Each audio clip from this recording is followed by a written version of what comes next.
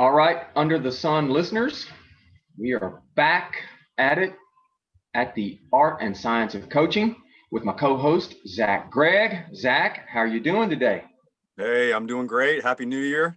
Happy New Hopefully Year everybody to you. stayed safe last night. Well, Yeah. we're alive and kicking, and we're chirping and ready to go. All right, so here we are. We are into 2021. We turn the page, and we've got a special episode today. And this is something that you are keenly interested in because we've been having some discussions about this topic. And I thought, you know what?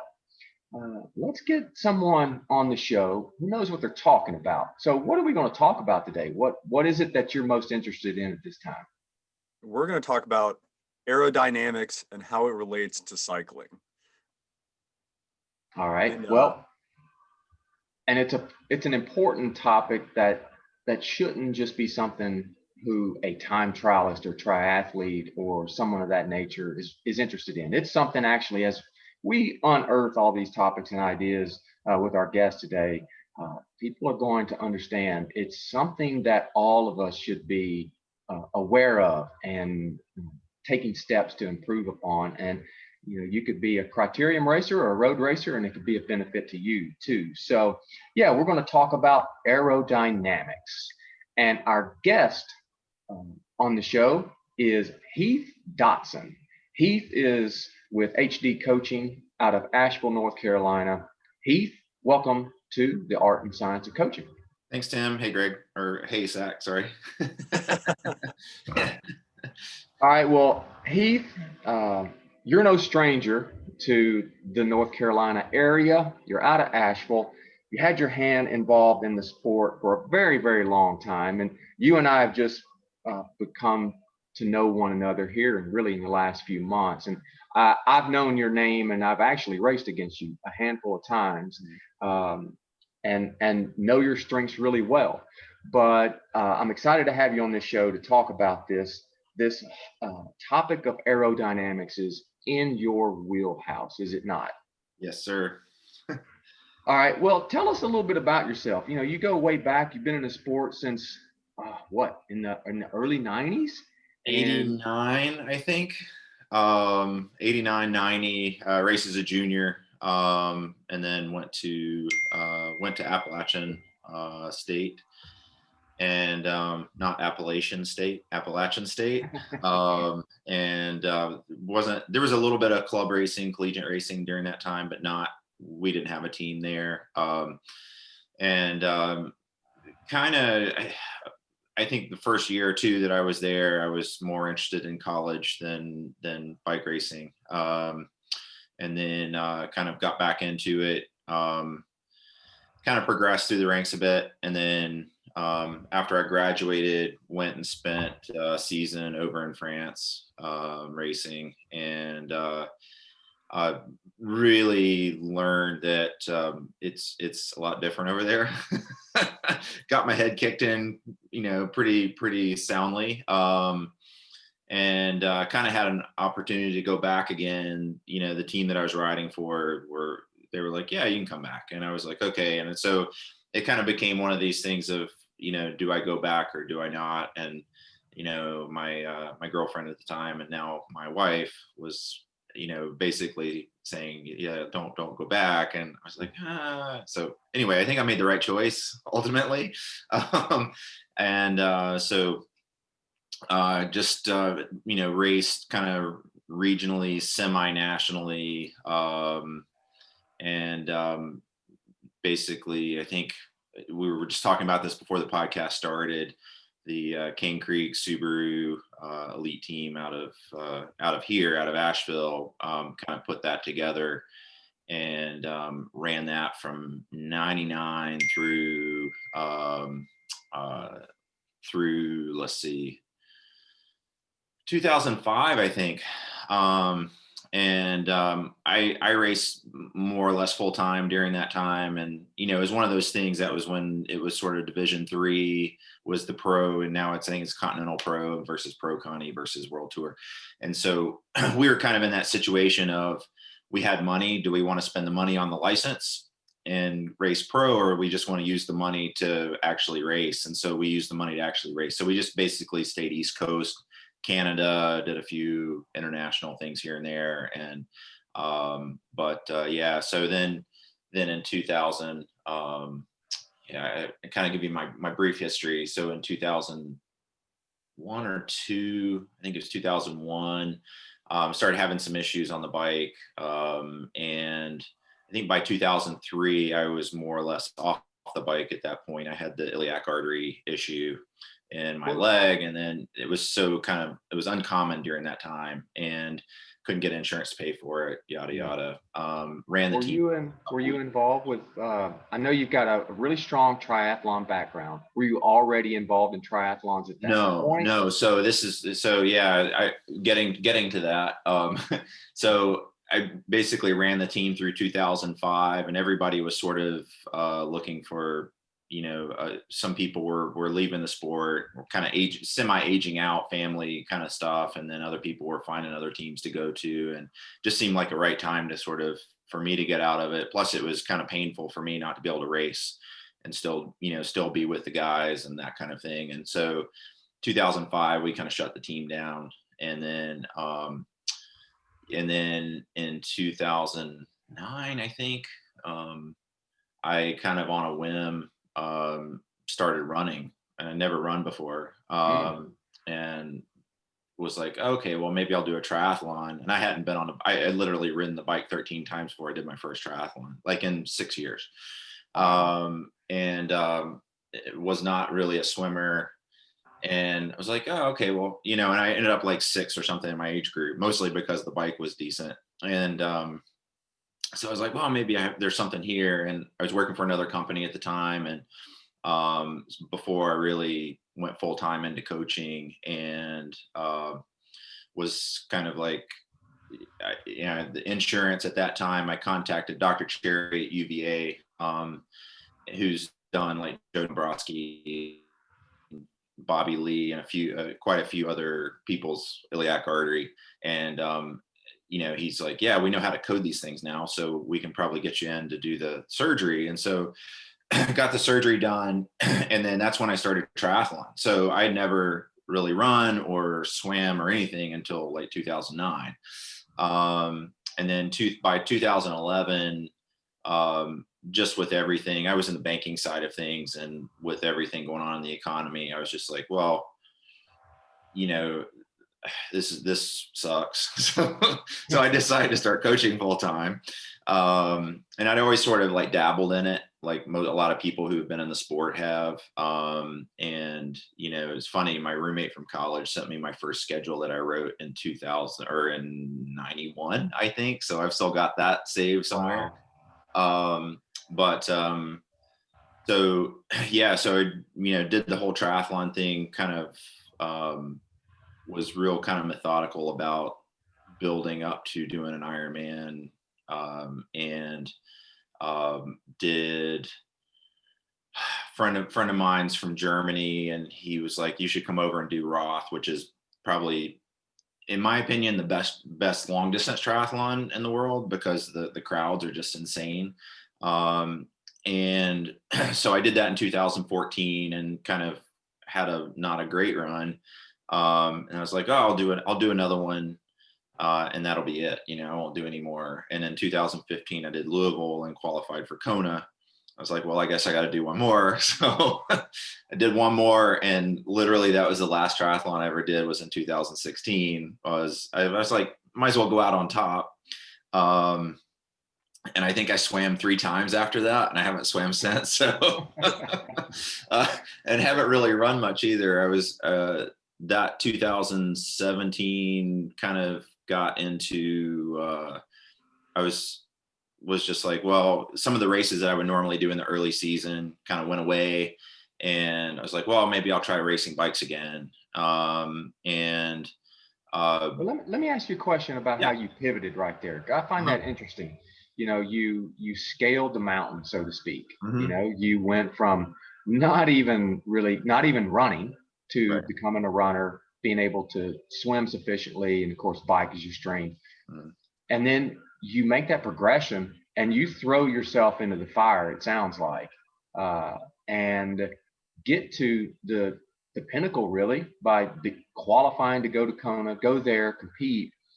What was it about that moment in time for you as an athlete where you're like, okay, I can walk away from this and I'm okay with that. Like I did what I wanted to do. And then you came back to, you know, your passion, your heart and soul that was part of your life. What really drove that? Because a lot of times people who get to that level, what you just said a minute ago that really strikes me about you had success and that opened doors, and that success just kept opening these doors for you to walk through.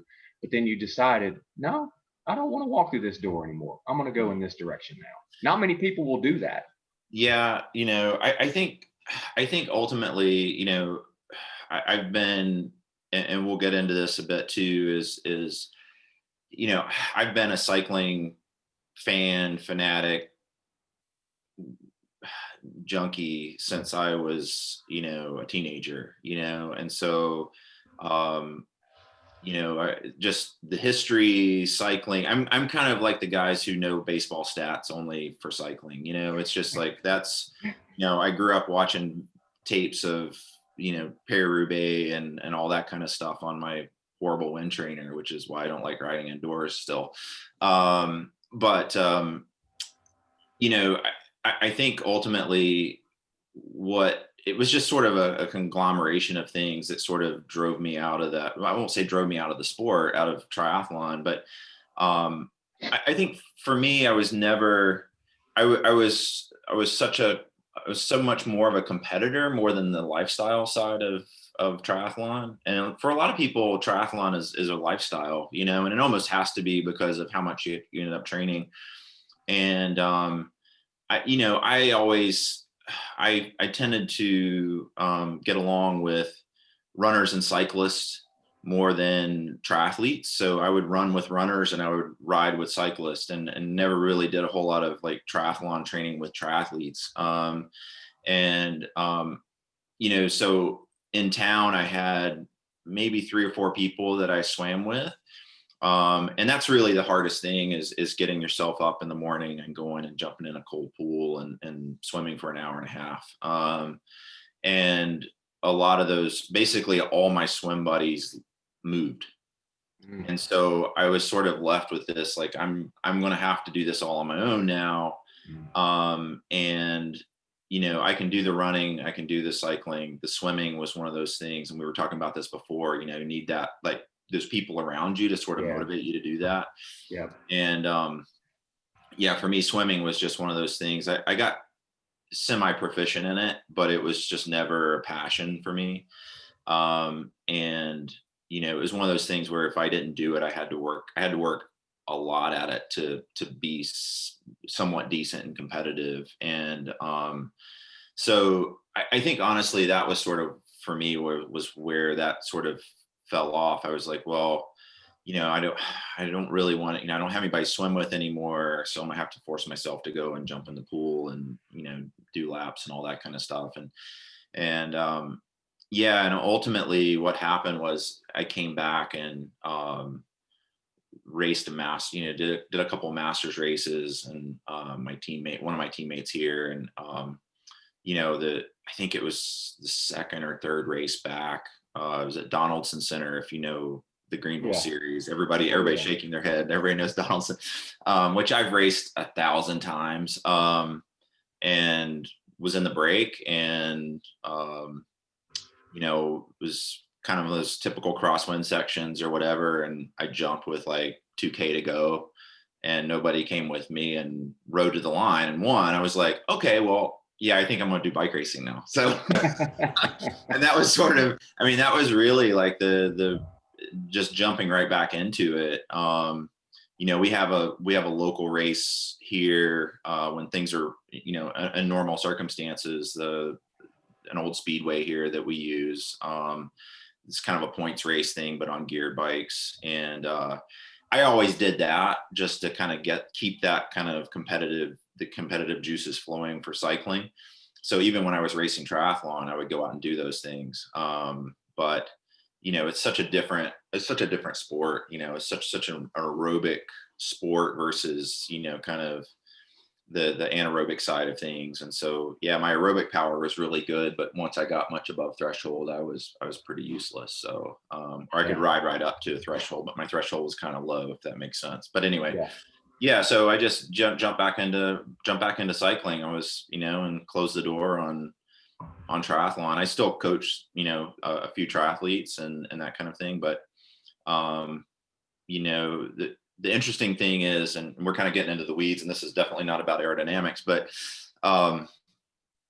you know, I've coached quite a few people for like Leadville and Dirty Kanza, whatever they're going to call it now. And it's interesting because all the stuff I learned from Ironman fits right in with those, with, you know, nutrition, the training and all that kind of stuff, because they're, you know, 10, 12, 13-hour events for a lot of people. And so, yeah, I mean, it's kind of, it all comes full circle, and, you know, coaching is coaching and training is training. And it's just sort of having the tools in your tool belt to be able to do that. You bring up a great point, one that Zach and I emphasize with our team and all the athletes we work with, is there is no silver bullet. You know, there is many different things that feed into being a successful athlete, and there's no one thing, especially the higher you go. You know, the higher you climb the ranks and you get to the top, where everyone is working their butts off.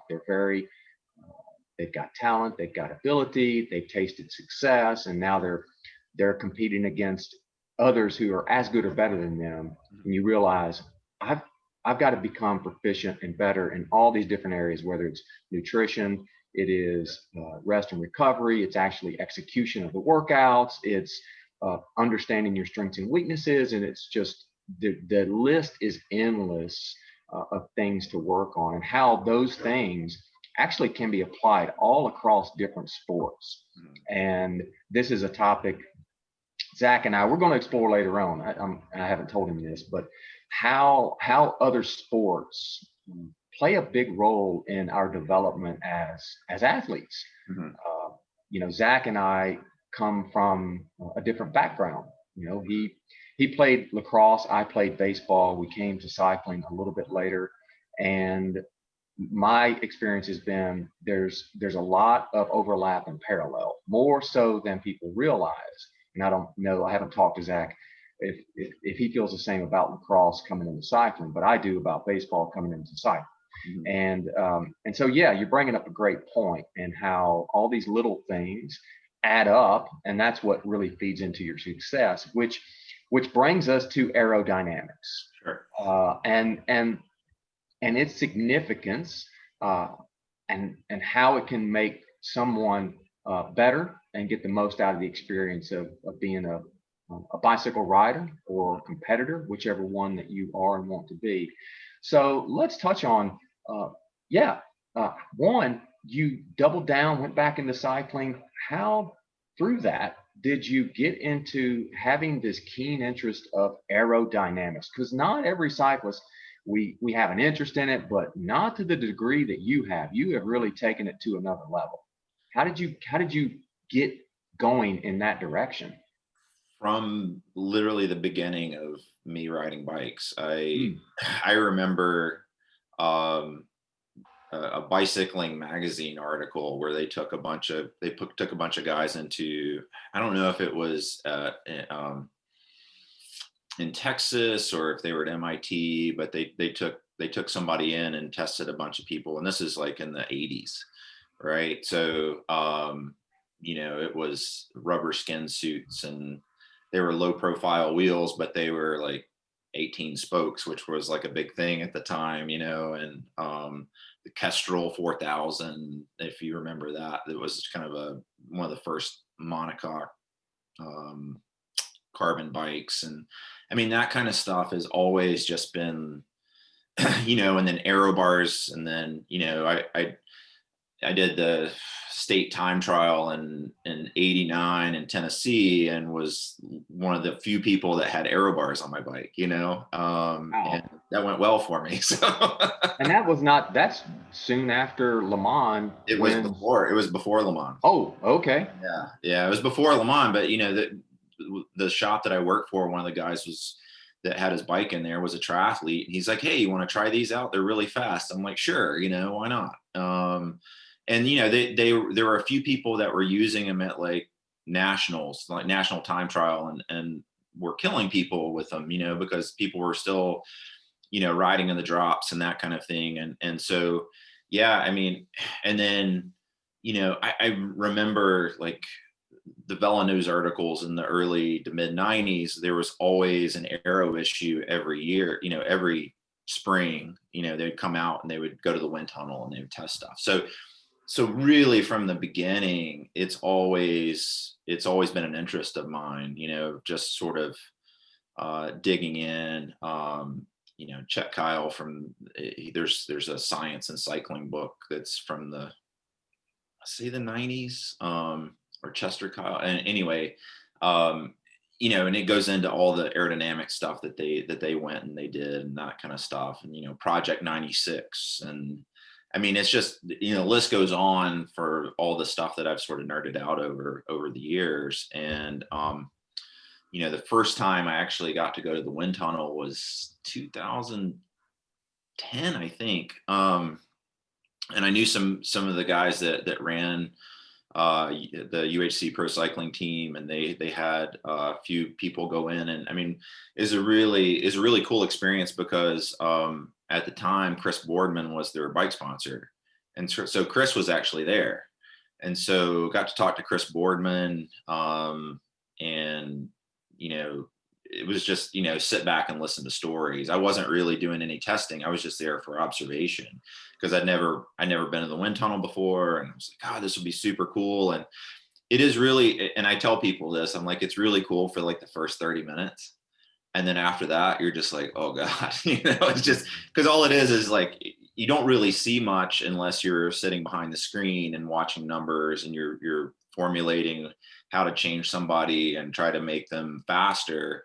If you're just there observing, you're just basically sitting there, and the fans turn on, the fans turn off, and it's like, okay, well, not much to see. Yeah, no, not really at all. So I've not been in a tunnel where they were doing any sort of testing. I've been in a tunnel. I've been to the one that Specialized has at their home office, and sure, just got the experience being in it with the fans on. Right. That's an experience. I don't know, Zach, have you been in? You have you? Yeah, so Project Echelon actually allowed us to go last year to the A2, and so we had a day. And so for the people listening, I mean, obviously from the beginning, you've identified aerodynamics as something that's very important. Mm-hmm. So could you give us a little insight as to why it's so important? Yeah, sure. I mean, and I think for me too, I'm a big guy. I'm like, 193 centimeters, so almost 6'4".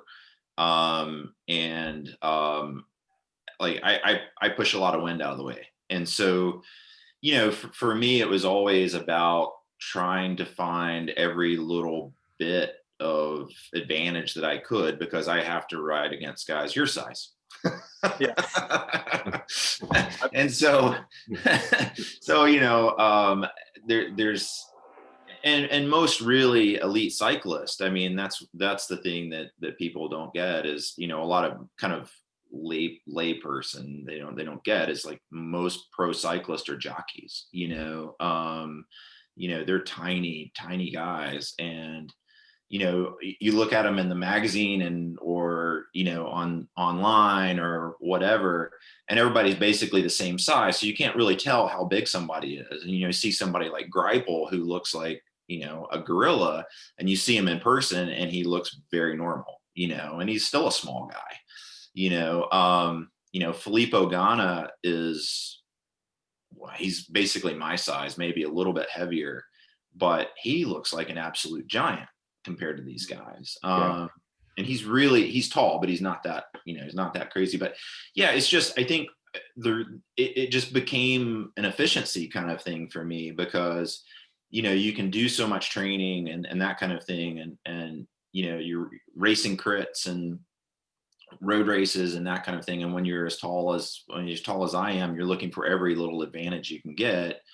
And I think that's really kind of how it came about, was just sort of like, what can I do to make myself faster that doesn't necessarily have to do with training? It's like, yeah, you can train, and, you can get to a certain point, but at some point you start to plateau, and it's like, you still have to go fast, and so that was really, I think that's sort of where it all kind of started. And plus just the tech stuff. I mean, just being, I remember when we were with the Cane Creek team, they were using what has become now, I guess, like the 404 rim.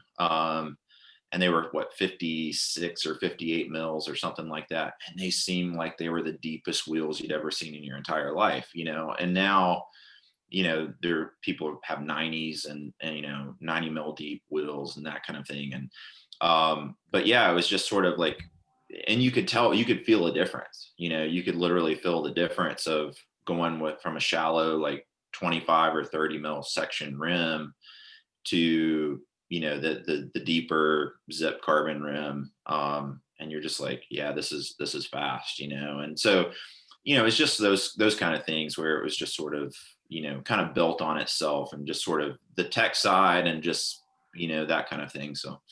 Well, you're bringing up a point, which is there is free speed available. It's out there. You have to find it. Free. Yeah. In quotes. It still does come at a price, no doubt. It does come at a price, but to your point about there's only going to be in any given year so much you're going to get out of the actual absolute power you can produce. Right. You have to start looking at other areas to improve upon, and this is one key area where you did it. And then when you began to focus on this, what did you begin to really notice overall? And as you kept investing in this pursuit, the improvements that you made, and just how it's made a big difference for you personally as an athlete? Yeah, I think, I think my first personal wind tunnel trip was in 2013, 14. 14 was in the wind tunnel. 2013, I did, that was our first Aero Camp, which we'll touch on. And that was in Carson, California, at the velodrome there, using the track aero system. And so, yeah, I mean, just finding, from the triathlon side, it's so much is about the run more than, the bike. The bike is sort of the sexy part. And the run is sort of, bike for show, run for dough is sort of the motto. And, what it allowed me to do was to still go fast, but maybe on a little less wattage. So then I was actually running faster after, I wasn't going necessarily faster on the bike, but I was going the same speed, which was faster than most anyway, at least age group wise, and then able to actually have a good run afterwards, versus, going out and, killing everybody on the bike and then just, dying the last 3 or 4 miles of the run. So, from that standpoint, it was advantageous, from triathlon. And then getting into, doing, it's funny, the transition, and one of the guys that I was working with just recently, he's a pretty well-known triathlon coach, works with the US Para Triathlon team. And he was just like, as far as I know, you're the only person that's ever transitioned from long course athlete to pursuiter. I was like, yeah, you're probably right. Opposite ends of the spectrum. Yeah, gone from like a 10-hour event to a 3.5-minute event, for my age group. And so, yeah, but, pursuit is the same thing. It's you have to squeeze every little bit out that you can. And, really just, I was, because of my interest that, I'd kind of gotten in tune with the Hoob Watt Bike guys in the UK, and actually talked to several of those guys on a regular basis. And, I sort of caught on to what they were doing before anybody else did. And, went to nationals in 2018. Yeah, 2018. I'd done nationals because it was at Rock Hill, borrowed a bike, 2017. And you're talking about track cycling now. Track cycling, yeah. Yeah. So the individual pursuit is a track event. Yeah. Sorry about that. Listen, yeah, no, we're tracking with you. We just want to make sure, because I've gotten in trouble before of going too far and then not finding what we're talking about, right? So yeah, so you're talking about individual pursuit on the track for your age group would be a 3-kilometer effort from a standing start. Yep. Yes. And the Hoob Watt Bike team is UK based track cycling team who has very much put aerodynamics in the fore for a lot of people, myself included. So yeah. And I mean, and really for all, I think all the nations, all of a sudden now, everybody's like, well, it was a bunch of guys who basically all shacked up in a little house in Derby and started riding together and won some World Cups, and we're beating like, Team GB and these nationally funded big nationally funded teams and embarrass the crap out of them. And then everybody's like, well, we need to figure out what they're doing and get on board with that. And so I kind of saw what they were doing early on. Like 2017, I borrowed a bike and did nationals at the team pursuit in Rock, because it was just in Rock Hill. I was like, why not, and the individual pursuit. And then 2018 went to T-Town, and pretty much everybody had a very standard kind of position except for me. And everybody's like, what, what's going on? And ended up winning, it was my second pursuit I'd ever done, and ended up winning, nationals. And so I was like, okay, well, this might work, but yeah, I mean, it's just sort of attention to detail and really kind of trying to figure out what works and what doesn't. And so, I've carried that over to my road setup, my mass start setup on the track.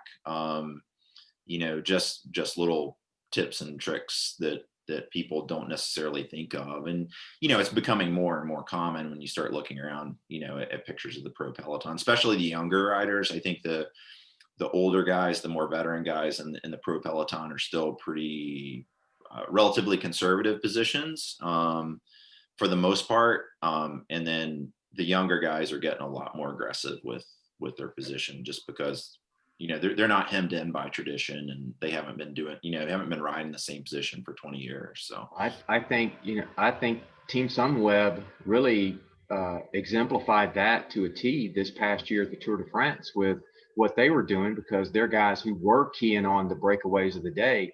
Everything they did with their clothing, with their bike, they would swap out different things to just be best prepared for that day, to conserve energy and to go faster. And it worked out.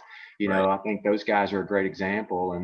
And I know from talking with my friend Ben Day, that's an area of focus that more and more of them are having an attention to detail too, like you just said, and going beyond the track and going beyond the time trial and applying it to these other scenarios where it makes sense to do it.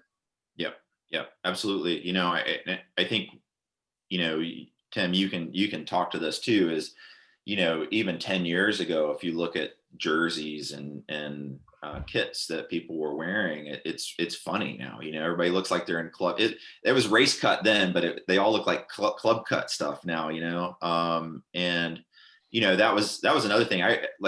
I never didn't wear a skin suit in a crit like my entire racing career. Like from the early 90s, I was always wearing skin suits and crits. Part of it was sort of fashion, because I think Coors Light at the time was wearing them, and I was like, okay, yeah. But and it was, Hey man, if you look good, you play good. I know, That's one of my right, philosophies. exactly. If you can't be fast, look fast, right? So, yeah, so I think, and that was sort of one of those things. And I think it probably helped me more than I realized it was helping me, at the time. And then, then going to the tunnel with UHC the first time, that's when I saw the difference between like a jersey, even a pretty close cut jersey, to a skin suit, it was like 10, 15 watts or something like that. And, that's a lot. That's a whole lot. And so that really reinforced that. But yeah, if you look at, and it's just been a change over the last, dozen years, where everybody looks, even jerseys, everybody's using these sort of, I think Castelli called it the San Remo suit, but basically the jersey bib, jersey short combo, where it's a skin suit, but it has pockets and it zips all the way out and all that kind of stuff. Everybody's basically got something like that in their catalog now. And you look at the guys in the races, and everybody's basically wearing an aero helmet or a relatively aero helmet. And basically looks like they're wearing a skin suit, whether it's a jersey or not. And so and that's the thing. It's like, I think teams are sort of, you get people like Sky or Ineos or, big organization like that, where they have the money and they can do the testing. And then they sort of, a lot of times, lead the way of, how did things go? And, yeah, they have an advantage for a few months, and then everybody kind of catches on. And then it's sort of an arms race, and it's, I don't know. I mean, in one way that's bad, because I think it makes the sport a little less accessible. But from, kind of a nerd standpoint, it's pretty cool to see, see everything, but, like if you're, I mean, the things. And I think what you're saying, there's always going to be, there's going to be the Ineos, and then there's going to be the Cofidis. There's going to be the Mercedes in F1. There's going to be the Williams Racing. I think that's one of those things where, it's going to boil down to funding and priorities and all of that. But here at our level, it's a little bit different, and we have the same constraints, when it comes to what we can address or not address. And you alluded to earlier, just, the free speed, it does come at an actual financial cost in nearly every situation, but there's still some things that we can do. Zach, I know you've got some stuff that really you're interested in. Fire away on, what you're wanting to find out. And that's something I think all the rest of our listeners can learn from, as you're learning about, because you have some pretty big goals with your not just road race season, but also the time trialing aspect of your career right now. So fire away, man. Well, sure. Yeah. And, those, all those marginal gains on the road, I think, contribute to that increase in the Tour de France speed year to year, because it's those same big guys pushing the same watts. Now they're going 2/3 or a whole mile an hour faster than they used to. Right. So they're, we're just going to keep seeing those marginal gains stacking up. But, transitioning kind of some of the time trial tech that maybe you learned, doing those aero camps and in the wind tunnel. And Tim mentioned, and how that interests me. That's one of our early season targets, is the 40K American record. So with this kind of pause in racing, it opens up an opportunity to use our wind tunnel time in March to, prep and be ready for an attempt like the beginning of May, before racing really kicks off for us. And so, I'm kind of on the back foot, because I have some big engines on the team who have already done it or come close. So I'm looking for all the marginal gains. So we were able to go to the wind tunnel last year, and really, I think for a lot of people listening, if you've been the first time you go, it's almost just a validation of what because it's in that Dunning-Kruger kind of thing, you're finding out if what you've done in the mirror and the pictures you've sent your buddy and asked, does this look fast, right? Or the things that you've read online. And there's kind of a validation point of, yes, it's fast, or no, I got to go back to the mirror, right? Back to the basement. And then after you've been in there and you know you can handle the position that they put you in, you know that your tech is up to spec, then you can really start, innovating and looking for actual gains. So, what have been some of the big things through, what is it, 8 years of doing the Aero Camp that that have kind of changed to, for you, that have stood out as big, consistent gains that people can make? Well, the first thing I would say is generally the eyeball wind tunnel sucks. Yeah, it's terrible. You can look at something and go, yeah, that's really fast. And then it's like, oh, no, that didn't work. Well, so can you tell everybody why? Can you tell them what the trick with wind is? Yeah, well, no. Yeah, exactly.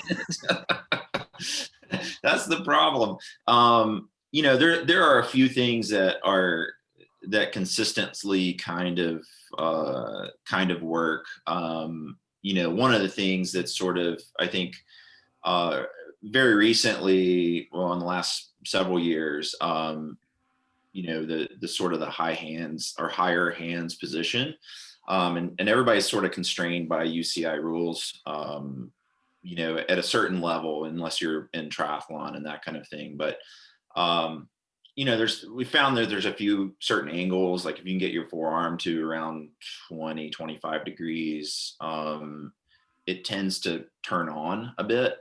The big thing with that is that you can get probably just as fast without having the super high hands. What that really does for most people is, and it's, I think, and it's one of those things where sort of a misconception where people were like, oh yeah, well, if I get my hands up, it'll block the wind coming into my chest and that makes it faster and pushes the air around and da da da da. And I think it's a lot less that. And when you get your hands up and your elbows forward like that, what it does is it allows you to, it basically, it rounds your shoulders off, lets you kind of drop your shoulders into a relatively comfortable position, and lets you drop your head in between your shoulder blades. And when you have your hands or your arms flat, and kind of almost resting on them perpendicularly, it's really hard to get your head down, because the muscles in your, and this is kind of going on to a fit side of things, but the muscles in your in between your shoulder blades basically start locking up, and just won't allow your head to drop. And so, the big things is, if you have flexible shoulders or relatively flexible shoulders, and be able to roll those in, and be able to drop your head, that I think so often, I see pictures of, and this is where the eyeball wind tunnel does work. If you have somebody whose head is sticking up above their shoulders, it's probably costing them 10 plus watts, at 25, probably closer to 15 at 30 miles an hour. Just getting that higher hands position, kind of getting the arms away from your body, and letting your head drop in between your shoulder blades makes a huge difference. And so that's one thing, and the other thing too is, like, when you have triathletes versus cyclist or time trialist, or track cyclist or whatever, triathletes are kind of encumbered by the amount of crap that they have to carry on their bike. You have to have fluids and food and all this other kind of stuff. And so, yeah, you can put somebody in that position, but when you stick a bottle in between their arms, it goes away, because the bottle ends up blocking the air and creating this sort of air dam, high pressure area, which creates a lot of drag. And so what we found for triathletes is, a lot of times the traditional position is a lot of times better, unless they have some sort of way to carry hydration in their bike, which a lot of the new bikes are coming that way. But from a time trialer perspective, or, a track cyclist, there's just not, if you're doing a 40K, unless it's really hot, you don't even need a bottle on your bike, you know, and if you do, you can throw one of those like a small elite, you know, aero bottles on the frame or whatever, and that's fine. And the rest of the bike is pretty clean. You know, the 1x setups have generally tested a little bit faster. You know, a good skin suit is always a good idea. And there are some that are a lot better than others. And it's interesting because I think the question, and I don't get this question as much anymore because I think people are starting to get it. But I get the question a lot is, what's the fastest helmet? Oh man. It's like, it depends, you know, and it's like almost every answer that I get, people are like, what is the fastest this? What is the fastest that? What's the fastest skin suit? What's the fastest helmet? What's the fastest shoes? I'm like, it depends. And it does. I mean, because, you know, you were asking earlier, it's like, well, tell me what the wind does. And it's like, well, it's, you know, just like, you know, somebody, you know, I can have four people that are the same height as me. And when we get on the bike, we're all going to be different. You know, it doesn't matter. Somebody's shoulder is going to be narrower. Somebody's hips are going to be narrower. You know, I'm pretty lucky for my size that I've got pretty narrow hips. So, and I guess maybe from the swimming, I've developed some flexibility with my shoulders so I can really roll them in and basically ride with my forearms practically touching. And so my CDA is really quite low, especially for somebody my size. But, you know, we've had guys in there they look like linebackers, you know, and it's hard to, they're muscle bound. It's hard to get their shoulders rolled in, you know, or, women a lot of times will test low because they're small. So their frontal area is low, but, a lot of times they can't get their numbers as low as men because they have hips. And so, you know, the air comes off of them a little different way. So yeah, I mean, it's just, there's a million things. And, you know, we've tested, God, I don't know, dozens of skin suits and every helmet that A2 has and some that they don't. I probably have, I don't even want to know how much money I have in Aero helmets in my basement right now. And when you talk about the difference between a helmet to helmet or skin suit to skin suit, it can be actually quite significant per kilometer or per 40K, right? Sure. Yeah, I mean, you know, if you've got a helmet that works really well, versus one that doesn't, you know, you're looking at anywhere from half a second to a second per kilometer, you know, which is 5 to 10 watts, you know. So the rule of thumb for everybody listening is, so we use CDA, which is, coefficient drag by area. And CDA doesn't really change much. So you can actually scale, you can use this CDA to scale. So, basically, so it's 0.005 change in CDA is the same as roughly 50 grams of drag, which is roughly 5 watts, which is roughly half a second per kilometer. So it's fairly easy to remember because it's 5, 5, 5, 5, you know. So that's a really good rule of thumb to kind of go off of, and it holds up pretty well. You know, on the whole, it's again, rules of thumbs are not perfect, but it holds up pretty well. So so if you're saving 5 watts in the tunnel, you're saving roughly half a second per K.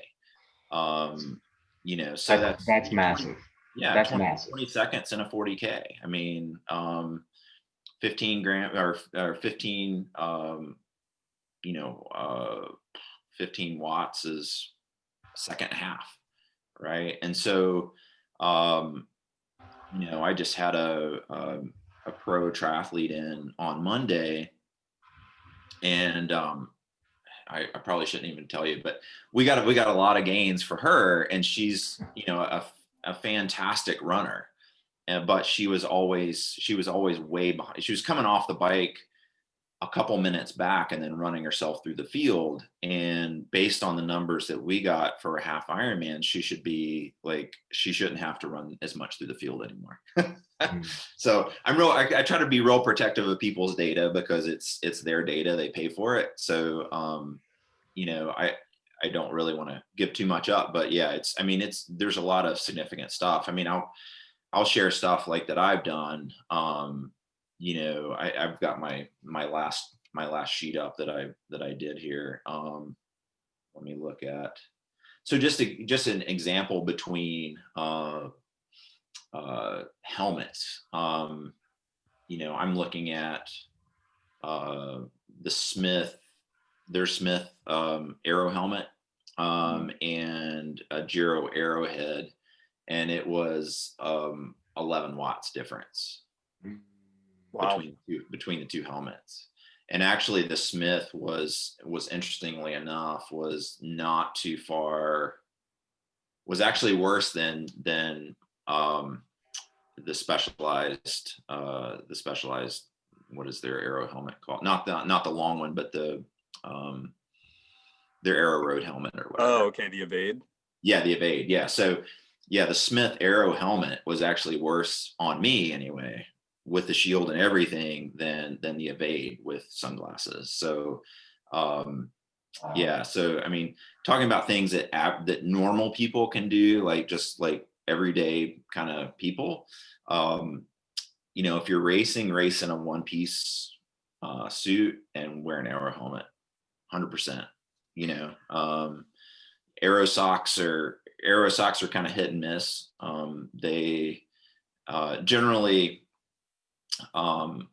there's kind of a do no harm kind of thing. So I helped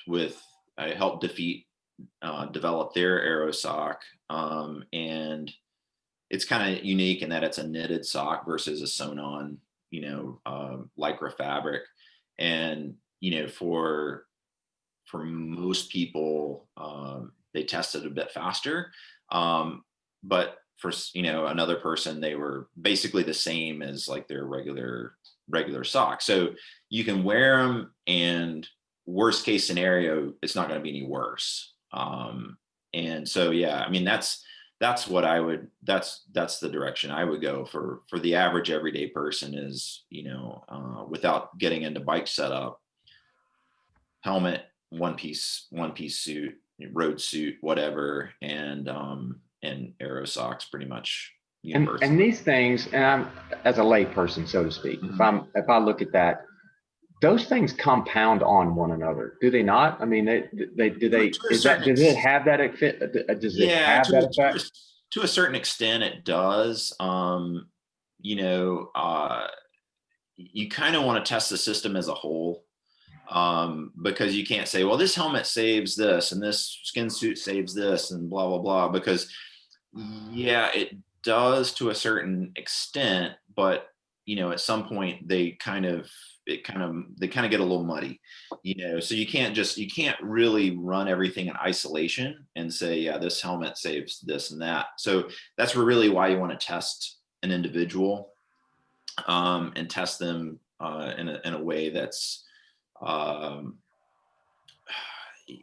repeatable. And there's ways to do field testing as well.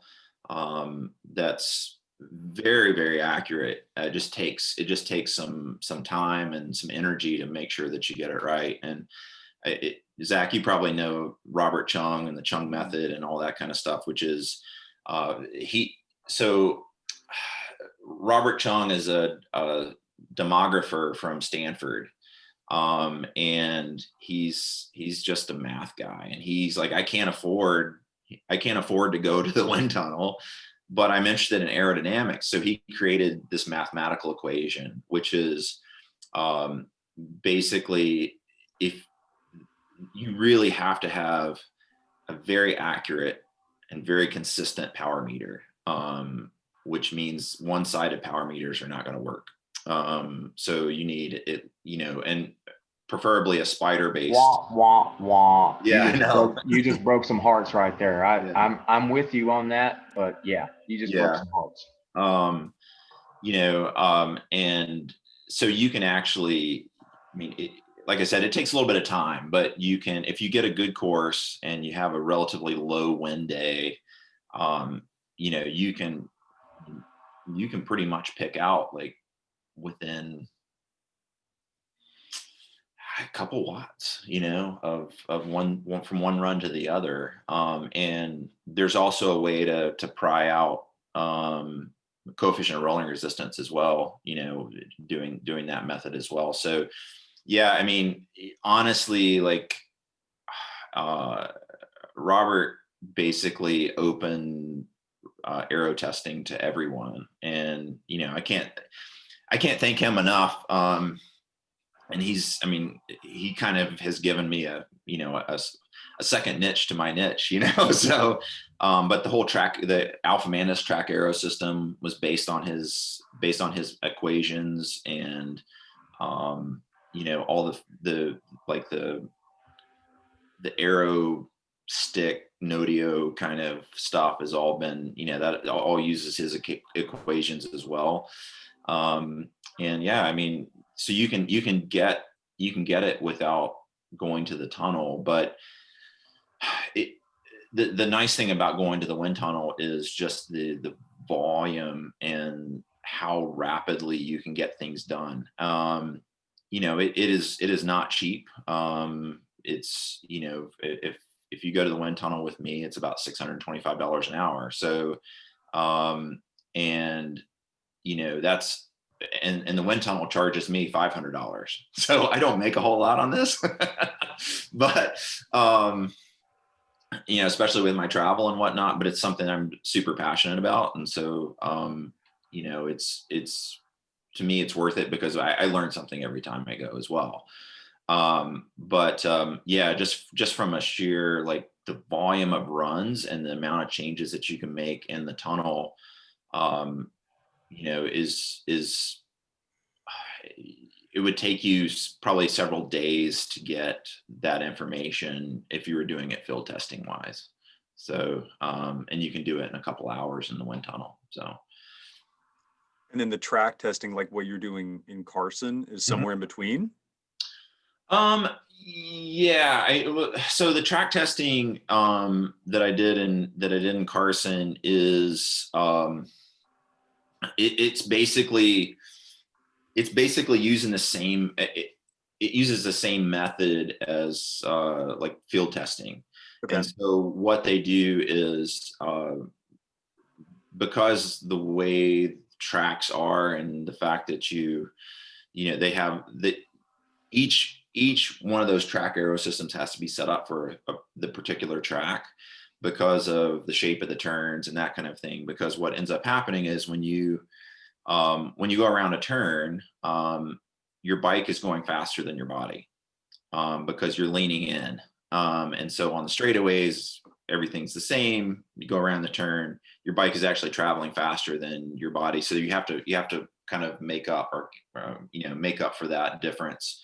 And so, but yeah, other than that, it's basically just you know, if your power meter is good, you know, it sends the data back to the computer, and you get real-time information. The thing with the track aero system is you pretty much have to ride about 3K each test.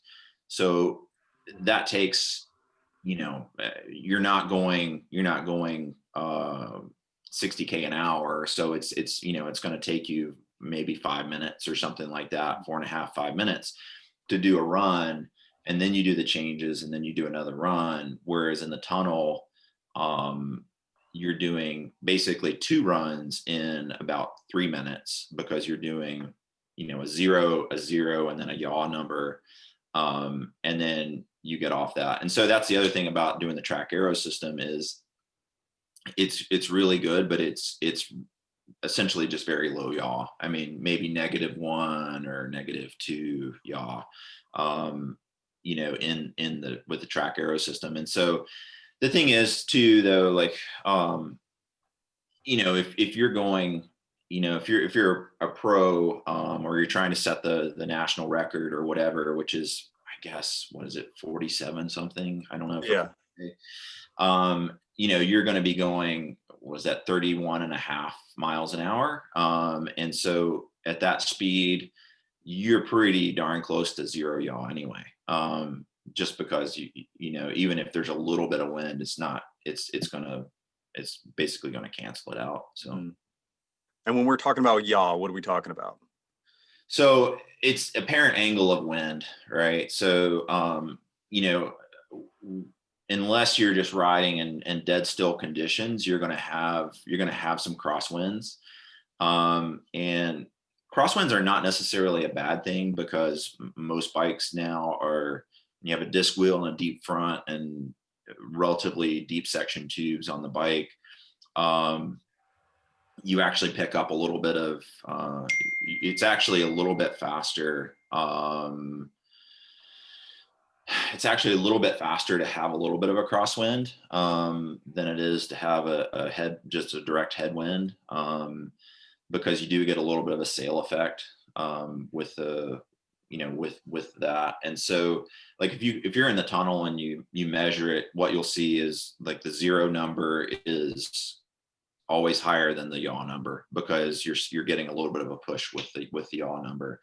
And so I think all in all, averaged out, I think Mavic and several other companies have done a lot of field testing and pretty, you know, windy conditions and that kind of thing. And the general consensus is at 25 miles an hour, it's like 80%, 85% is within 0 to 5 degrees of yaw, so plus or minus. And so, yeah, I mean, which the difference between the, you know, 0 and 5 is not huge. It's really not a huge deal. And that's the thing. Like, a lot of companies, they've started redesigning their bikes now and wheels and that kind of thing to operate within those closer areas, because it used to be, well, our bike outperforms everybody at 20 degrees. Well, unless you're getting blown like off the road, you're probably never going to see 20 degrees. You know, maybe in Kona or something like that, where the wind's coming off the ocean. But for the most part, you're never going to see yaw numbers that high. So. Right. And yeah, those are very classic charts that you see whenever you're looking at wheel companies saying how aero their stuff is. Right. You're going to see a big line, and they're all going to be X amount of watts at 0 yaw, and then the lines all go crazy depending on the company. And somehow at whatever yaw, this company is the fastest. Right. Yeah. So for everybody listening, all you need to worry about is 0 to 5 yaw. Yeah. And if that company's line is not at the bottom of that graph at 0 to 5 yaw, then it's not the fastest wheel for most people in a time trial. So yeah, that's a good point.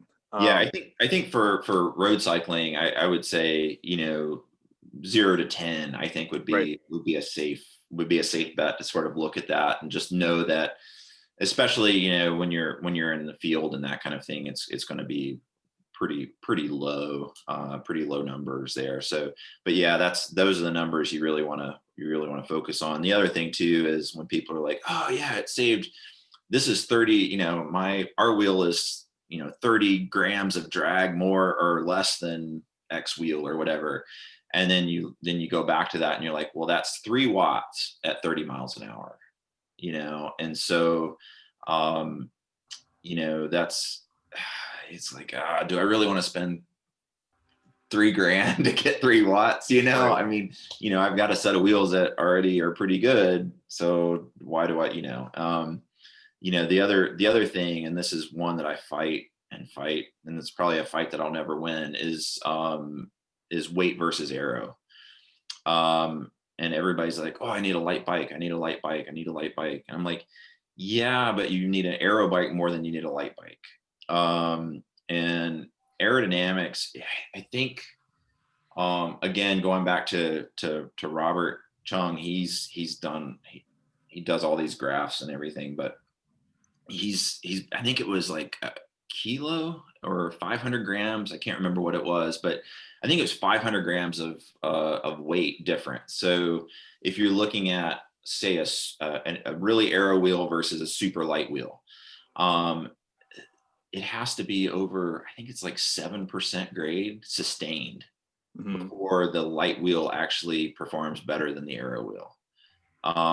Which is, and that's at 250 watts. So you figure somebody who's putting out, 375 or 400, who's a big guy, or a climber who's doing 5.5, 6 watts per kilogram, they're going to be better off running, a more aero wheel, even in, I think in the US, I mean, how many races do you do, or I know I don't do that have a climb that's even 20 minutes long, I mean, for the most part. So Right. Yeah. And you even look at, the Ukaipa road race at Redlands. It's very hilly, but you're climbing at 20 miles an hour.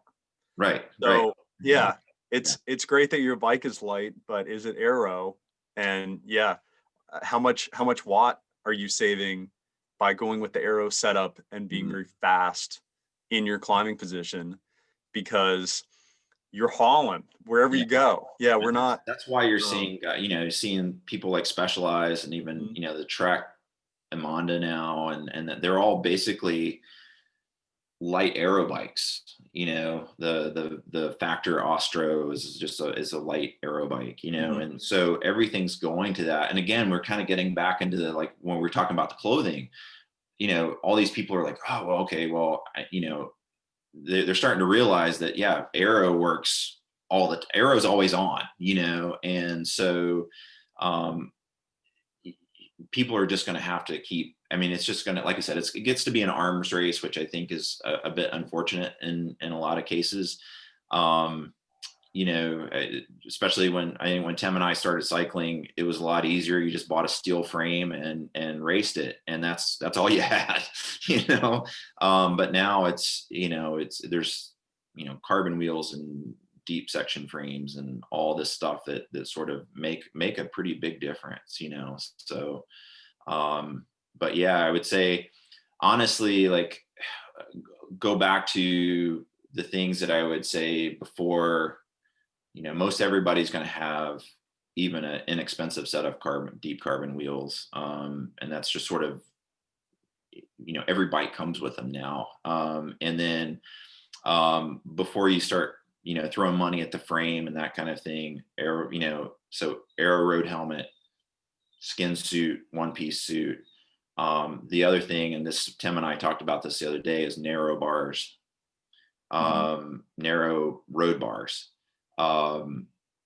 Like you made a big change there. Yeah, maybe share that story that you told me the other day about just what you learned and what you did. Yeah, so when Tim and I raced together, and when I was racing growing up, it was the Le Mans time, when ride the widest bars you can possibly ride, because that way you can breathe better. And which is, it sounds good on its face, until you realize that everybody's doing, people are doing 48-minute 40Ks on their aero bars with their elbows touching. It's like, okay, so do I really need to have these super wide bars to breathe? No, I don't. And so what I ended up doing was, or what I've done is, I've gone from 44 center to center. I'm on 40s right now, and I'm probably going to go to 38s, because the 40s feel fine. The only question I have is how it's going to feel when I'm sprinting, but I ride 33s on the track. So, or 32 wide bars on the track. So I can get away with it there, but you're also not out of the saddle sprinting as much on the track. Yeah, it's crazy. The last, and I've got the data up here. So I had 2 sets of bars, and one was 42 wide and the other was a 38 wide bar. And I was basically gripping them right at that point, because they were track bars. I didn't have any hoods. I couldn't turn the hoods in or anything like that. And so the difference between the two were 10 watts. Wow. So going from a 42 wide bar to a 38 bar, I saved 10 watts. And so on my road bike, I have 40 wide bars, and I turn the hoods in. And so tip to tip on the hoods are 34. And so I put my hands on the kind of the tip of the hoods and rest my arms on the top of the bars. And I've sort of got like aero bars, right? And that's it's it's amazing. You can feel the difference. I mean, you can truly feel the difference. And I get the comment quite a bit, being as tall as I am, people are like, you don't have a draft. I'm like, not much, I worked really hard to not have a draft, so yeah, I mean, the narrow bars, especially smaller riders, if you can go to a 36 or something like that, I mean, it seems crazy, but like literally you ride it for 2 or 3 rides and it feels completely normal. It doesn't feel like they don't feel super narrow. You get used to them. Your body can compensate pretty quickly. So. Yeah. And a lot of companies are making things with flare into the drops now. So you're not losing that control that everybody's always worried about losing when they go to the narrow bar. So you're sprinting on a 40 or you're descending on a 40, but yeah, tip to tip, when you have your levers in on a flared bar and stuff, it's like, 35 centimeters. Right. Yeah. So, and I mean, so I guess one of my big questions is, how do Tim and I translate this into team time trial watt saving for our collegiate cyclists? So obviously some of the things that we've talked about so far is that our Hincappy skin suits are going to be a must, and making sure that everybody's in the right size skin suit. They're going to have to be comfortable in that Aero helmet for about an hour for the 40K. It's about 40K for the collegiate distance, right? It's at like 30, 32. Okay.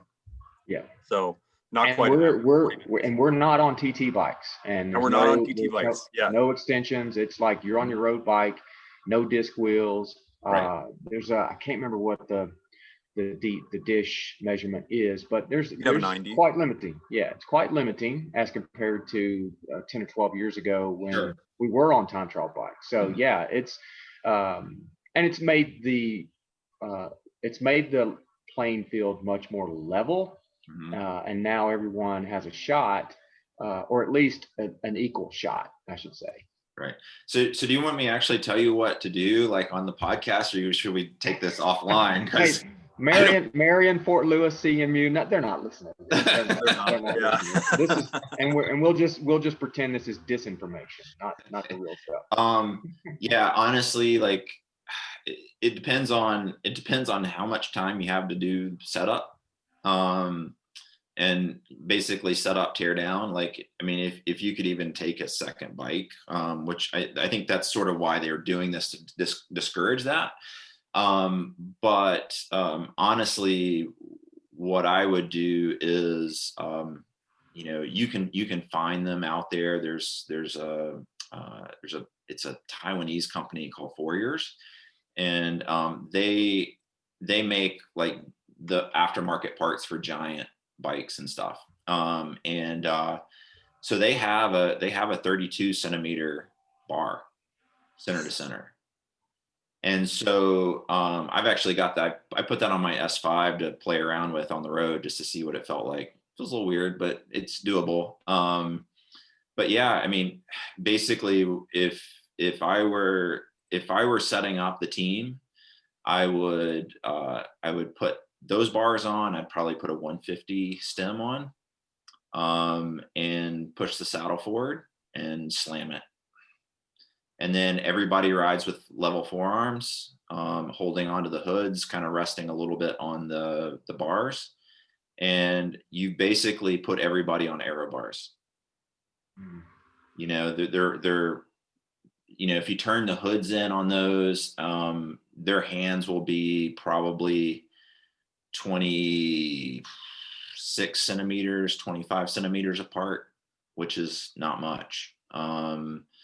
And so, the big thing is level forearms. The drops are not as fast because you expose everybody's forearms. and you don't want cylinders in the air in any shape or form. But yeah, I mean, basically, I would get the longest stem you could possibly find, put the narrowest bars you can put on there, and stretch them out and make them go fast, and make sure everybody, when they're on the front, get their head down, So, um, you know, with regards to helmets and things like that, yeah, there's not a one fastest helmet, but generally, um, the ones that generally test well for a lot of people now are like the Giro Arrowhead or the Pox Cerebel or whatever, Well, because we currently have Bell Javelins.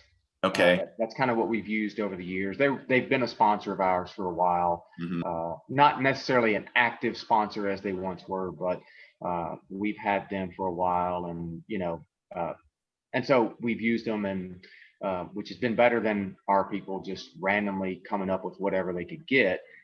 We look a lot better too, to your point earlier about, hey man, we look fast, we feel fast, but those are the ones that we've had for the last 5 years or so. You have to have really good head discipline to use those, because and that's a wind tunnel term. Zach, you probably heard that. Basically, you have to keep your head and it's those were sort of made for like they kind of came out of testing. It's like, oh yeah, if you do this and you put this long tail on it, it's going to be super fast, and it is until you look down. And Well, then that's it's like yeah. it's just like throwing the air brake up. I mean, it's like 10, 15 watts immediately. If you look down once, it's like it's huge drag, numbers. And especially, if you've got people in a team time trial, they're going to come off the front, and probably they're hurt and stick their head down as they're coming back in the line, and that kind of thing. And or you got some guy on the front, it's in the last 5K or something like that, just giving it full beans, and they've got their head down, and so that's why the Pox Cerebel and the Giro Arrowhead work really well, because they're short, and so when you stick your head down, it actually just drops below your shoulders versus sticking a tail straight up in the air. So it actually can be faster when you're looking straight down, with one of those shorter tail helmets. So so that's one thing I would say too is, and back to the skin suits, really you want one that fits, but not too tight. And that was sort of a thing that was sort of always, oh, just get the small, the smallest one you can fit in, and it would cut you in half if you tried to like even remotely stand up. And what we found is the ones that are correct, correct size, are faster than the ones that are too tight, because what ends up happening is that fabric, I know the Hencappy skin suit has the stripe fabric on it. If it's too tight, it actually stretches the fabric and flattens it out. So then it just basically becomes like slick fabric, and it's not as fast. So the whole idea behind the stripe stuff is to trip the air. So it actually, it makes it more aerodynamic when that happens. And again, like we can get into the weeds on that, but yeah, just basically. To your point, just like with the helmet, skin suits, not all skin suits are created equal when it comes to their aerodynamic features. Correct. Yeah. So the Hencappy one's not bad. I've tested it, and I can tell you it's not bad. It's not best. It's not the best in the world, but it's really, I didn't really have any hesitations like racing in it. It was a couple watts slower than, doing mass start stuff. I never really had any issues with it. When I was, for like individual pursuit or time trials, I didn't wear it because every little bit helps. But for mass start stuff, it was maybe 2 or 3 watts slower. But I got to take everything I can get. Yep. Yeah. And so from a coaching perspective, we're talking about head discipline and maybe some position things. Are you giving your athletes specific drills or specific workouts related to like position maintenance once they work with you on creating this position? it's really just it's something that nobody really likes to do, but everybody needs to do if they're doing time trials. Is they need to ride their bike. They need to ride the TT bike, and they need to do intervals on their TT bike. And as far as position goes, you know, I've a friend of mine who's also a coach. He calls this the workout Aero AF. Yeah.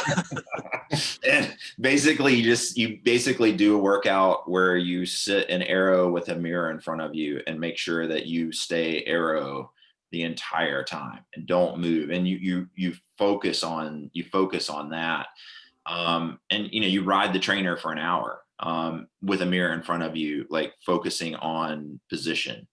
And you know, more than anything, I think people you know, if you're at the track or if you're doing time trials or whatever, having people film you or take pictures. Film is actually even just short video. If you've got somebody that's got a scooter or something like that, have somebody going, okay, I want you to do, you know, full gas effort, whatever your 10-mile or whatever your 40K effort is. I want you to do full gas effort. I want you to focus on you know, just ride your position, and then take video and see what you actually look like, because what you think you look like and what you actually look like, totally different. Oh yeah. Totally different. Yeah. There's what we think we do and what we actually do. And yeah, exactly. That's even something when I'm working with people on descending, which is something I focus on quite a bit.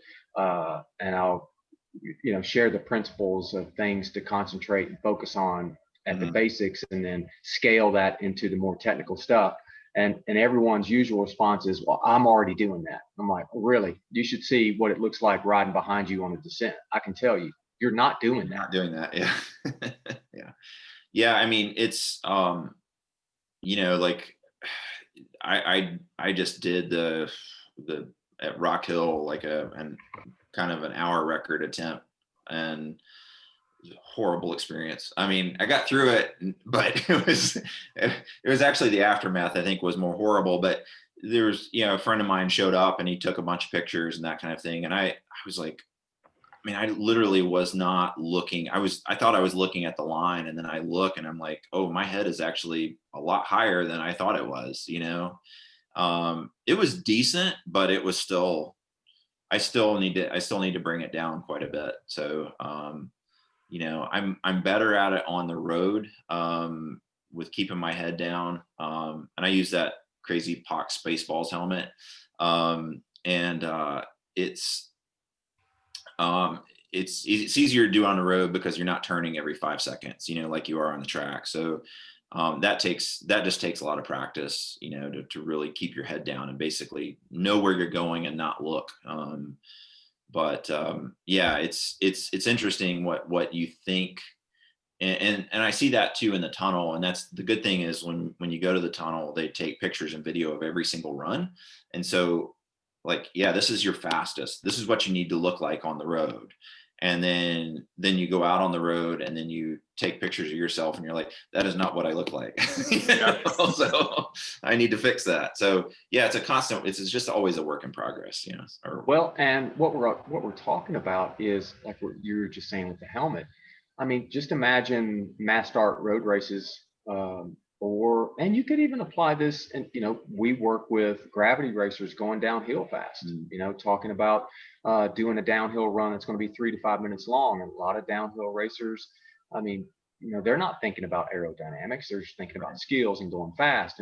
But there's a lot of aero principles you can apply there. Think about a breakaway in a road race where you're solo or you're in a small group. It applies there. Mountain biking, I mean, this isn't something that's restricted to, oh, I'm on the track or I'm doing a TT effort. Right. These ideas can be applied in many different areas of the sport.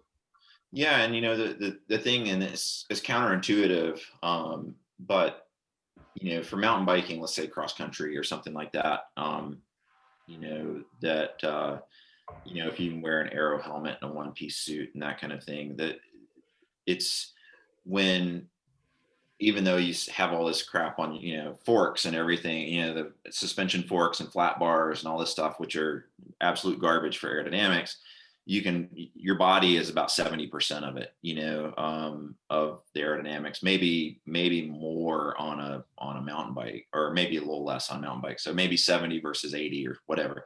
But the counterintuitive thing is that the longer you're out there, the more aerodynamics actually make a difference. So if you look at somebody who does and this is probably not exactly right, but somebody who might save a minute, who rides a 50-minute 40K, somebody who rides a 60-minute 40K, it's going to be more like 2 for the same, if they had the same gains in aerodynamics, because they're on the course longer.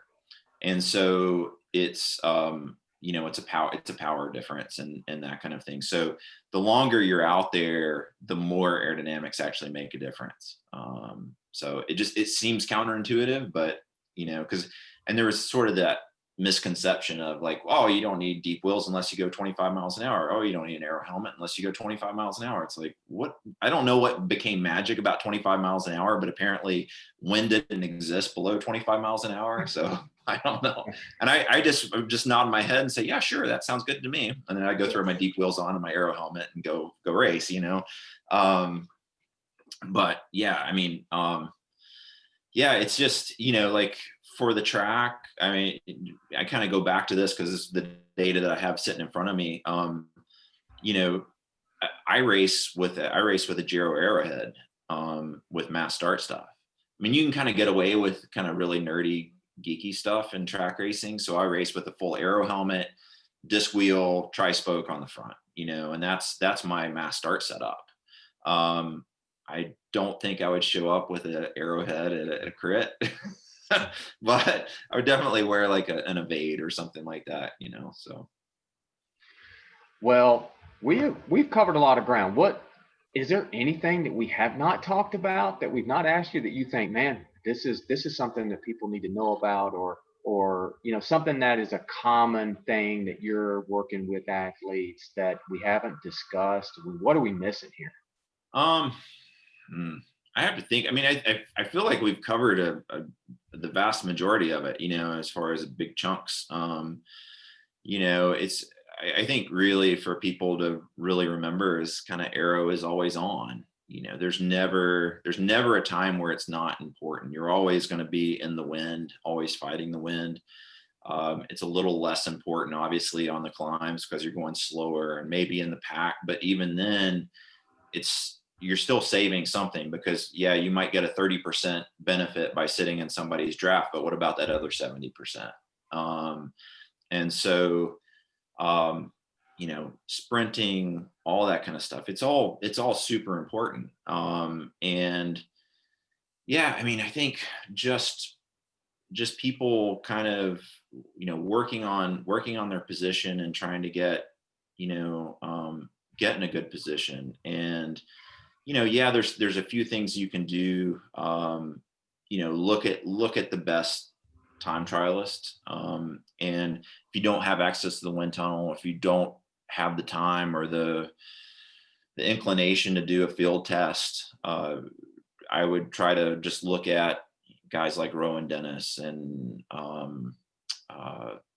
Dumoulin and Wout van Aert and Ghana and those guys, and kind of look at how they have their position set up and kind of try to emulate that. I think more than anything, what you've seen in the last several years is that, it used to be everybody was as low as you could possibly get, and found more often than not, as long as you can get your back relatively flat, going lower is generally not faster. You go much lower than parallel, what ends up happening is you start exposing your back to the wind. And so you actually it actually gets slower the lower you go. So that was one of the things that I found in my last trip was, I had a position that was pretty good and seemed pretty fast, and I raised it 2.5 centimeters and actually got faster. And I was like, perfect, because then I can put out more power. Right. because Yeah. you're not collapsing that hip angle. And so you can actually get more power. So it's win-win, right? So you're as aero, if not more. And then you're able to put out more power versus losing a lot of power. And that's the thing, kind of going back to what I was talking with Zach about is, most people, even at that, will have, if they don't ride their TT bike, they'll have probably a 10% power drop off from, say, their road bike to their time trial bike. If you ride it a lot, you can narrow that gap significantly, probably, between 2 and 5%, which is really what you want. And the other thing too is, ride on the road with some of your fast stuff sometimes, because it's, if you're just riding on, road bike and that kind of thing, you jump on a time trial bike and you're going all of a sudden you're going 28, 29, 30 miles an hour. You're like, holy crap, I'm flying. And it's easy to sort of let off the gas on these little, like if you go up the roller, you're punching it over the roller and you kind of let off on the downhill because you feel like you're going so fast, and you are going fast. But if you get used to what 29, 30 miles an hour feels like, it's a whole different thing, because now you're like, okay, this feels normal. And you can actually start to feel yourself slow down when you're going. It's like you go from 30 miles an hour to 29, you can feel yourself slow down that amount. And if you're not used to that kind of speed, that you can lose so much time just on these little rollers where you're just not staying on the gas the whole time. And so, yeah, if you train with your fast stuff and, actually do time trials and actually, get out and ride, it's crazy how 30 miles an hour will feel normal. And that's what you want. You want it to feel normal, because you want to be able to feel the difference between, going 30 and going 28, or going 30 and 32 or whatever. Yeah. So. Well, you bring up some great points, and speaking of, just time trialing, it reminds me of, in this day and age, with all the things that are going on, that maybe through this coming year and the race season that we may or may not have, I feel like we're going to have more than we think we're going to have. And one way, and this had me even thinking about this myself personally, is you might not know this about me, but I've promoted quite a few time trials, and promoted the Tennessee State time trial for, I think, like 3 or 4 years, back in the 2000s. And not that time trialing is a passion of mine. It's not something I'm skilled at, but I enjoyed providing that opportunity to people to do, because there's a lot of people that really are into it, and was able to grow that event from the first year about 100 people to the last year I did it, I had 230 some odd people competing at the Tennessee State time trial. That's awesome. And man, I had a tandem division, I had a Mercs division. It was great. Guys like Kent Bostic was there, every year competing, and John Hart and some others who are really, that's their focus. And I don't know, this past year's had me thinking more about creating that sort of that same thing here in North Carolina, or this area. And that might be something to really lure people back into getting out on the road and racing more. And also, just bringing back time trial, bringing it back. Yeah. Yeah. I mean, if you did a time trial up around your area, I mean, there's like 2 roads, I think, that you could actually do it on. Yeah. But yeah, I would go, I mean, that's the thing. Like because that was really the only racing that was available. I mean, a lot of it was virtual, so it's like, here's the Strava, your Strava time is the final, that's the final one, and so, I drove to Charlotte and they had a Strava. It was only money I won this year. Well, I won a little bit of money at Handcapping, but they had it was like, I was like, are you kidding me? It's like, I won like almost $200. And so I drove to Charlotte, and they had a 10-mile time trial, and they had a Mercs division. So I took both bikes, and I did the full on like TT, came back, jumped on the other bike, did the other one. And I was like first in the TT division and second in the Mercs division or something like that. And it was just like, it's like, yeah. And people like, I can't believe you drove all the way down here and like took our money. I was like, there's nothing going on. What am I supposed to do? You know?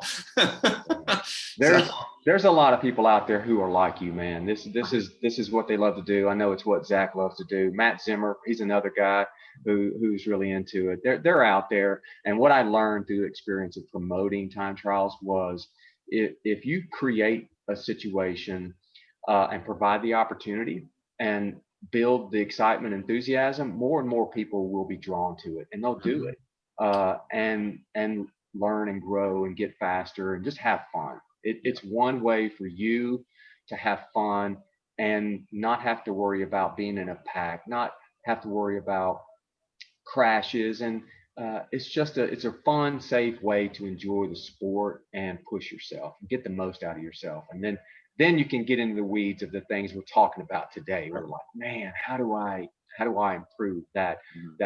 My time trials were always 40K. I'm a big like 40K believer. Like that's the standard. That's what it should be. And it was just exciting to watch it grow and to see the people's excitement as they look forward to that event. yeah.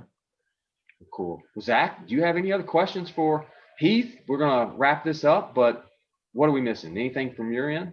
Well, yeah. So let's tie back to what we talked about the other day real quick. Like with this delay in racing and what we've talked about today, the obvious need for aero and understanding and your position and saving watts and stuff like that.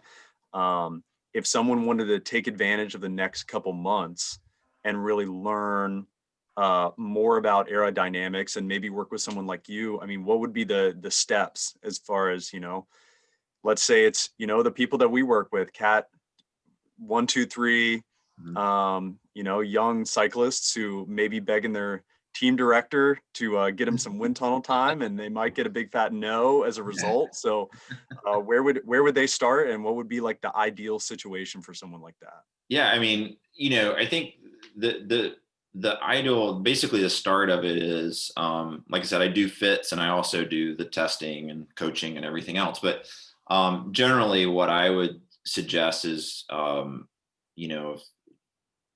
I think having a really solid fit and a foundation before you go to the wind tunnel. So, whether it's with me or somebody else, I mean, I guess I have the aerodynamic background and kind of know what in general works when you go to the tunnel. That was sort of, I was telling Tim on the phone before we started all this, I just got back from Charlotte a couple of weeks ago, was working with the U.S. Olympic long team for their paratri. And that's what we did. So we did 2 days of bike fitting, and then we went to the wind tunnel. And so we did the bike fitting, and we did like pre and post on the track. So we were doing track testing, basically just using power meter and lap times to calculate speed and that kind of thing. So very old school. And then we went to the wind tunnel and tweak things. So yeah, my suggestion would definitely be, get a good bike fit first. And we're going to do an episode on that coming up soon. And yes, it's an issue. It's a topic that Zach and I have been talking about with our team and other athletes we work with, and how important it is, especially when we, as cyclists, we're making these investments in our bikes and other gear in the thousands of dollars. And I'm sure you've experienced this as a coach, how reluctant some people are to spend an extra couple $100 to get the right fit. And it could be that final nail in the coffin that really drives home your ability to have to get more out of your training, to get more out of your racing. If you just make that final investment, it could make a huge difference.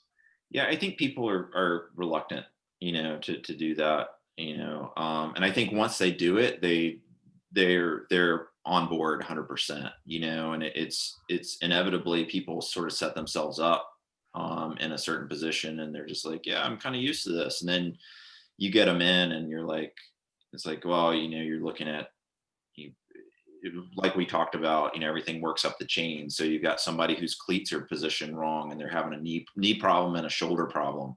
And it's all based off of a cleat that's out of alignment, because now they're like blocking up against the float of the cleat, and that's throwing their hips in one direction, and everything just sort of like gets twisted. And I've got back pain, I've got this, I've got that. Or, I ran into, God, I had like 3 or 4 people in a row that had a leg that was like a centimeter shorter, which is significant. So, you shim it up about halfway, and all of a sudden they sit straight on the saddle again, and everything seems to sort of come back into alignment. And so, yeah, I think it's, I think the first thing as far as aerodynamics go is definitely good fit on the TT bike. Somebody that understands if you're a master racer, it doesn't really matter because they don't go by UCI rules. But if you're an elite that's going to do elite nationals, or if you're a masters racer that's going to do like track worlds, I think it's Grand Fondo worlds, but it's also, they have a time trial division there for that. Anything UCI, somebody that understands the UCI rules and how to break them. And I'm your guy. So. Well, for anyone, we've been through this in collegiate before, back when we were using time trial bikes, and they were putting the riders of all people, putting collegiate riders through the measurement process and through the bike jig. Oh, you want to talk about a disaster, total disaster, because no one at that level understood the rules, and what people were having to use a hacksaw and do all kinds of crazy things. And so, yeah, I'm glad we're not having to deal with that. But, that should not catch anyone off guard when they get to that level, knowing, hey, you can't just do whatever it is you want to do. Right. Yeah. They've made it a little bit easier. There used to be that whole, you had like you had to request an exception to like morphology or whatever, and now you get one for free.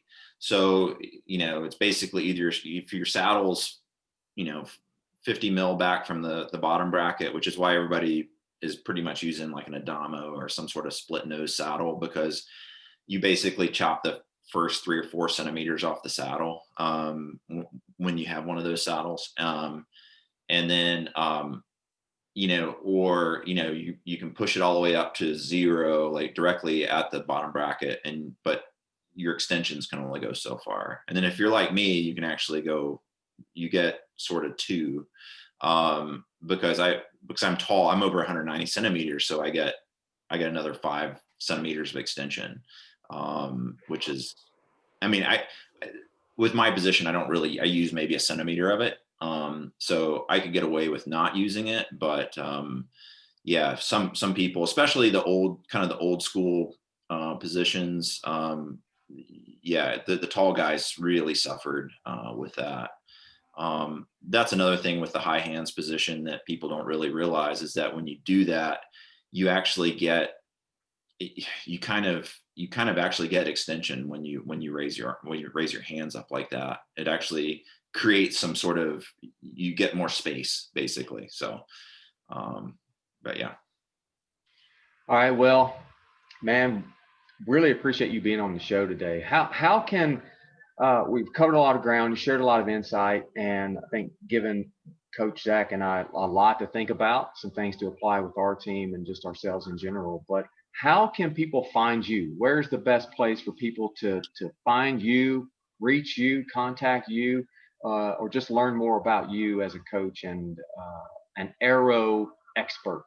So you can go to aerocamp.cc, which is our kind of testing, kind of my testing side. I really need to work on my website, because it's as old as my coaching business, which is almost 10 years now. Yeah, it's hdcoaching.net is my website. And you can reach me at heath@hdcoaching.net. And I'm on the social media platforms too. So just HD Coaching. I think HD Coaching is my Instagram, and HD coaching. I've got a web page on Facebook, which I try not to get on. Yeah, I just check my messages, make sure I don't have any messages, and log off of Facebook. So, but I do occasionally get a something through Facebook Messenger or whatever from people looking for coaching or bike fits or whatever. But yeah, basically all the platforms. Yeah, so. Well, we will include all of that within the show notes today and help put the word out there. Well, I appreciate you being here, and I've enjoyed learning more about you and what you do and the ins and outs of Aero. Thanks for being on the show today. And Absolutely. I'd love to have you back. I mean, Yeah. I see this as something that, as the year goes on, I'm sure there's more topics, and we're just scratching the surface, I think, with this discussion. And there's a lot more in the weeds we can get with aerodynamics. But Heath Dotson with HD Coaching out of Asheville, North Carolina. Thanks for being with us today. Thanks, Tim. Thanks, Zach. Thanks.